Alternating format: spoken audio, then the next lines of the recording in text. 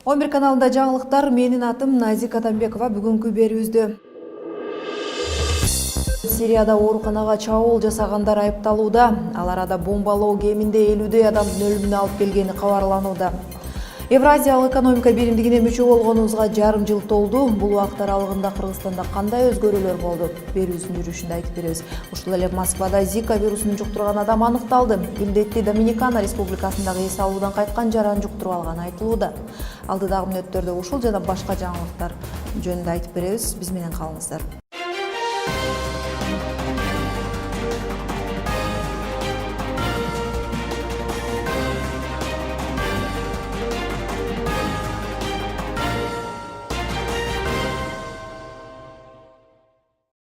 Кутман кечиңиздер менен, адегенде Москвадан кабарлайбыз. Москвада кыргызстандык бычакталды. Жекшемби күнү Перово станциясында 2 кыргыз жарандарына кол салуу болуп, бирөөсү ошол жерден жан бергени Интерфакс маалымдады. Мас адам 29 жана 31 жаштагы 2 адамга кол салганы айтылууда. Учурда экинчи мигранттын абалы оор болуп, реанимация бөлүмүндө. Маалыматтарга караганда, бычак шилтеген адам Москванын 23 жаштагы жашоочусуна азырынча кылмыш иши козголо элек. Номер 50 сезонун мурунку жетекчиси Иманкул Телтаевдин өлүмү боюнча кылмыш иши сотко жөнөтүлдү. Экспертиза тарабынан анын тумчугуудан улам каза болгону аныкталганын башкы прокуратура маалымдайт. 2015 жылы 12 октябрга караган түнү 50 сезодон кылмышкерлер качканлык боюнча Иманкул Телтаев камакка алынган. 20 ноябрь күнү 1 сезон медициналык санитардык бөлүгүндө ал өз шейшеби менен асынып алганы маалым болгон. Ал арада Орусиянын санитардык эпидемиологиялык көзөмөл кызматы өлкөдө Зика менен ооруган 1 адам катталганын маалымдоодо. Вирус Доминикана Республикасынан эс алууда Москвага келген аялга табылган. Мурдараак Дүйнөлүк саламаттык сактоо уюму Зиканын Европага жайылуу коркунучу бар деп эскерткен. Көбүнчө аялга кооптуу экени төрөлгөн айым ымыркайларда микроцефалия табылып жатат. Сирияда ооруканага чабуул жасалды. Бириккен Улуттар уюмунун баш катчысы Сириянын түндүгүндөгү ооруканалар менен мектептерге абадан сокку урууну эл аралык укуктун наадандык менен бузулушу деп атады. АКШ жана Франция сириялык көтөрүүчүлөрдүн көзөмөлүндө турган шаарларда 50 адамдын өлүмүнө алып келгенин бомбалоо кескин айыптап чыгышты. Абадан соккуларды ким жасаганы азыр белгисиз. Чек арасы дабагерлер уюмунун өкүлдөрү жана түрк бийликтери бул бомбалоонун артында Россиянын авиациясы же сириялык өкмөттүк күчтөр турат деп жатышат. Сириянын Россиядагы элчиси Рият Хаддат окуя болгон жердеги маалыматтарга таянып, Россия 24 телеканалында сүйлөгөн сөзүндө Сириянын Идлиб провинциясындагы оорукананы америкалык авиация талкалады деп билдирди. Ошол эле маалда Түркиянын коргоо министри Исмет Йылмаз парламентте сүйлөгөн сөзүндө турк аскерлери Сирияга кирди деген кабар калп экенин билдирди. Буга чейин Сириянын тышкы иштер министрлиги өлкөнүн аймагында Туркия тараптан пулеметтор менен жабылган бир нече унаа кирип келгенин маалымдаган. Сирия өкмөтү Туркия чек арадан күрттөрдүн позициясын тынбай аткылап жатканына арызданып, Бириккен Улуттар уюмуна кайрылган. Анкара Сауд Аравия бирдикте Сирияда кургактагы согуштук операция жүргүзүшү ыктымалдыгын айтылып жаткан. 11 канал жаңылыктарды улантат. Кыргызстандын Евразия экономикалык бирлигине толук кандуу мүчө болуп жарым жыл болду. Белгилей кетсек, Кыргызстандын бул уюмга мүчө болушу дүйнөлүк экономикалык каатчылык маалына туш келди. Гүлүм Эркинбек кызына сюжеттен кененирээк. Евразия экономикалык биримдигине киргенден кийинки 6 айдагы абал тууралуу вице-премьер-министр Олег Панкратов бүгүн журналисттерге маалымат жыйын куруп, жарым жылдагы ийгилик жана өксүктөр жөнүндө айтып берди. Я еще раз подчеркну, географическое наше положение. Азыркы учурда географиялык жайгашканыбыз бизге бир учурда ЭСке окшогон чоң базарларга киргенге эч ким мүмкүнчүлүк түзүп бере албайт. Бул мамлекеттерге биздин ички дүң продукцияларыбыздын 40%-ын жиберебиз. Эгер ушул уюмдан чыксак, ушул базарларды жоготуп алабыз. Жана аларды алмаштырып турганга бизде башка мамлекеттер жок. Маалыматка ылайык, өткөн жылы Кыргызстан ички дүң өндүрүмүнүн көлөмү 3,5%га жыйынтыкталган. Инфляция жаатында болсо анын өсүшү мурдагы жылдарга салыштырмалуу төмөн.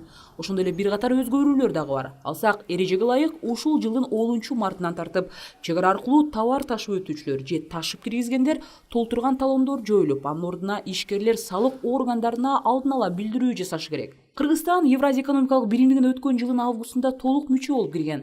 Анда уюмга кирген Орусия, Казакстан, Беларусь жана Армения соода-саттык экономикалык байланыштар жеңилдеши тууралуу айтылган болчу.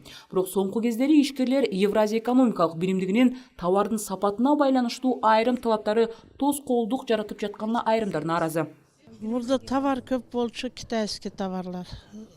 Азыр аз болуп калды да китайский товар. Российский товарды біз ала элекпиз пока. Трудно сказать, что какие-то изменения произошли. Это раз. Во-вторых, вы Бажы видите, биримдигине насколько киргенден база кийин стоит. кандайдыр бир өзгөрүү болду деп айтыш кыйын. Бул биринчиден. Экинчиден сиздер көрүп турасыздар, базарыбыз бош, баары жабык, өнүгүү жок. Себеби товарлардын баасы жогорулаган үчүн сатып ала албай жатабыз. Айылдар болсо арзан алгысы келет. А люди хотят немножко подешевле.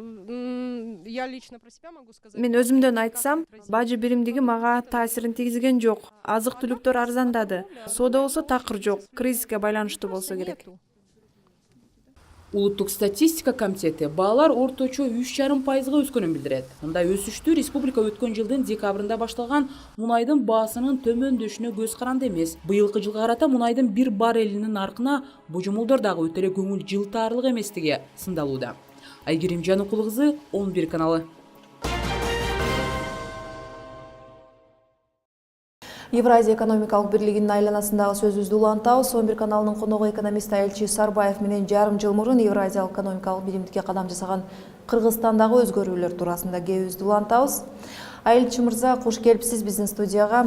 Сиз билесиз, Кыргызстанда көп убакыт бою бажы биримдигине кошулууга көп аракеттер жумшалган. Эми күткөн биримдикте мүчө болгонуңузга 6 айдан убакыт өтүптүр. Экономист Адис катары өзгөрүүнү байкадыңызбы?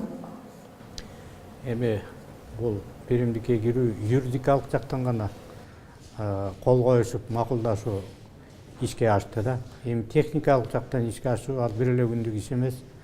Жада калса корооңдогу коюңдун чыгара турган эшигин тиягынан биягынан чыгарам десең дагы жок дегенде 1-2 ай керек.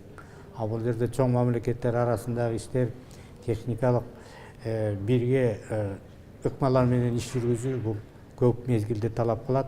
Анын үстүнө Кыргызстандагы биздин ишкерлер, бөлөк өлкөлөрдүн ишкерлери дагы ушуларга бирине бири көнүшү керек. Аны үчүн көптөгөн документтерди дагы кайра тактап чыгыш керек. Ошолордун баардыгын бирдей аткарылышына көз сагыш керек. Аны үчүн бир топ убакыт керек. Андыктан биз азырынча баягы моралдык жактан бириктик деп кубанып турабыз, а материалдык жактан жүзүрү кийинчерээк толук билинет. Азырынча андай жок. Тескерисинче ошо чек аранын ачылышы бир топ көмүскө экономиканын өнүгүүсүнө, кээ бир ошо Казакстан, Россиядан кээ бир товарлардын ээн эркин бизге келип, биздин товарларды басып, ошолорду жүдөтүп, басып сатылышына алып келди. Бир топ ишкерлерибиз зыян тартып калды. А бирок бул дагы ошо биздин ишкерлерди ошондой иштерге каршы турууга өздөрү даяр болуусуна көмөктөшөт да. То есть просто үйрөнүш керек, ошого каршы иштегенди үйрөнүп билип, анан механизмдерин иштеп тактап чыгыш керек да. Айылчы мырза, айтсаңыз, мына быйылкы жылдын башында Кыргызстанда жеңил өнөр жай өндүрүшүнүн көлөмү дээрлик 2 эсе азайып, Евразиялык биримдикке мүчөсү болгондон бери соода солугундаганы айтылууда да. Бирок дал ушул жаатта ишкерлер үчүн чоң жетишкендик болот деп мурда айтылбады беле?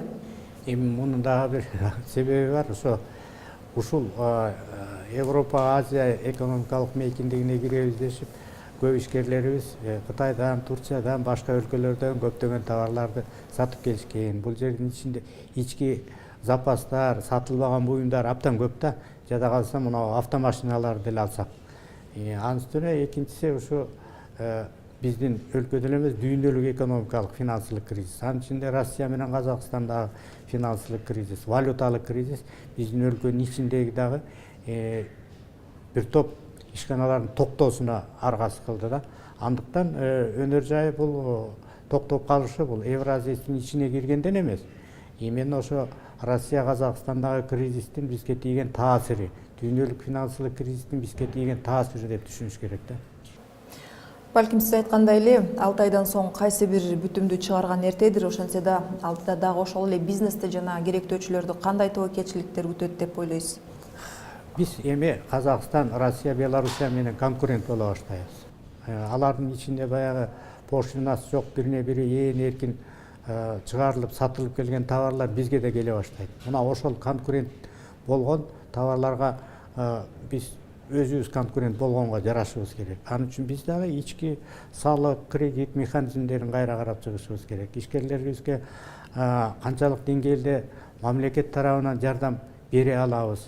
Ошол эле мезгилде ошол ишкерлерибизди ошол конкуренттүүлүккө конкуренция болууга мүмкүнчүлүгү барбы жокпу ошолорду окутуп үйрөтүш керек. Ошо биз кирип аткан өлкөлөрдүн ичиндеги мыйзамдарды, юридикалык, экономикалык мыйзамдарды аларга биздин балдарга да үйрөтүшүбүз керек. Алар дагы алардын закондорун үйрөнүп билип, анан ошого жараша иш жүргүзүш керек да. Рахмат сизге, биз болсо берүүбүздү улантабыз. Сиздер алдыдагы мүнөттөрдө бул жаңылыктар менен тааныша аласыздар. Москвадагы патриот аталгандардын кезектеги кыздарды кордогон видеосу кече социалдык тармактар аркылуу жайылган. Ал арада Дагестанда жардыруу болуп, ага ислам мамлекети жоопкерчиликти алды. Ошондой эле сиз TEDx'тин абройлуу жыйынына катышып жаткан кыргыз жараны туурасында биле аласыз.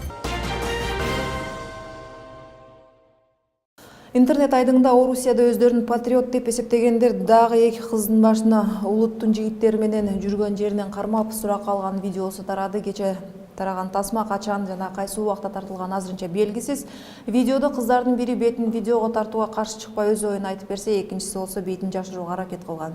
Уюлдук телефонго тартылган тасмада түнкү клубда эс алып жүргөн кыздарды кармап алып, мындай туура эмес жолдо жүргөндүгүн түшүндүрүп жатканын көрүүгө болот.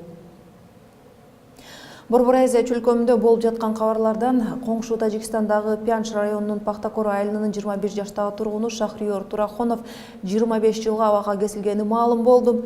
Соттолуучуга Талибандын буйругу менен Дүйшөмбүдөгү опера жана балет театрын жардырууну көздөгөн деген айып тагылды.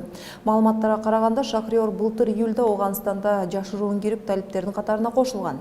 Ал тергөөдө өзү менен бирге лагерде атайын машыгуудан дагы 2 тажик жараны өткөнүн, алар Дүйшөмбүдө улуттук китепкана менен улуттук сарайын жардырууга бел байлаганын айтып берген. Дүйнө кабарларын улантабыз. Ислам мамлекети Дагестанда жасалган терактка жоопкерчиликти алды. Ал арада Дербен аймагында болгон жарылуудан бир нече адам каза болду. Бул туурасында кийинки сюжетте. Жардыруу Дагестандагы Дербен районунун жол кайгылуу кызматынын мекемесинде дүйшөмбү күнү эртең менен саат 9:00 болду. Республиканын түштүк-чыгышында жайгашкан Жемикент шаарында Лада маркасындагы унаа документин текшерүү үчүн токтотулган. Жергиликтүү укук коргоо органдарынын билдиришинче, 2 полиция кызматкери каза таап, 17 киши жаракат алган. Сыныктардын учканы эсимде. Мен биринчи машинамдагы газ баллончо жарылып кетти деп ойлогом. Артымды карасам, күйүп жаткан газелди көрдүм. Ошондо бул теракт экенин түшүндүм. Анан жанында отурган апама бул теракт экенин айттым. Бул ишти Кавказдагы Ислам мамлекети тобунун мүчөлөрү мойнуна алганын Вилаят Кавказ деп аталган колдонуучунун Twitter баракчасына жазылган. Интерфакс агентствосы жергиликтүү укук коргоо органдарына таянып, жардырууну Астраханда окуган фамилиясы Талибов деген 23 жаштагы студент экенин айтышууда. Акыркы жолу бул сыяктуу полицияга болгон кол салуу Дагестанда мындан 3 жыл мурун болгон болчу. Коомдук ишмер Эмиль Умталиев өмүрүн тобокелчиликке салып, аялды куткарган Марат Исаевке белек тартуулады. Ыраазчылык иретинде мекенин сагынган кыргызстандык жигитке Москвадан Бишкек, Бишкек-Москва каттамдарында учак чыгымдарын төлөп бермей болду.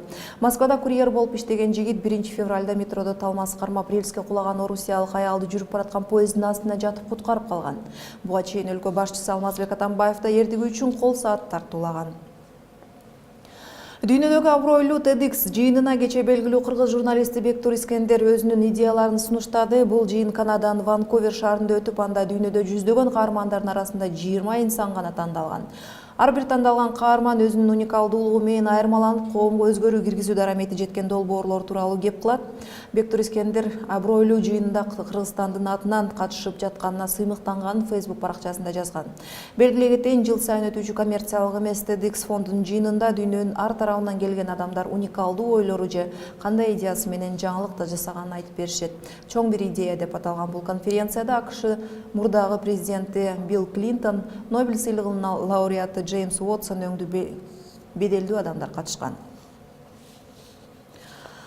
Күндүн башка окуяларын баяндадык. Кайрадан жолугушканча саламатта болуңуздар.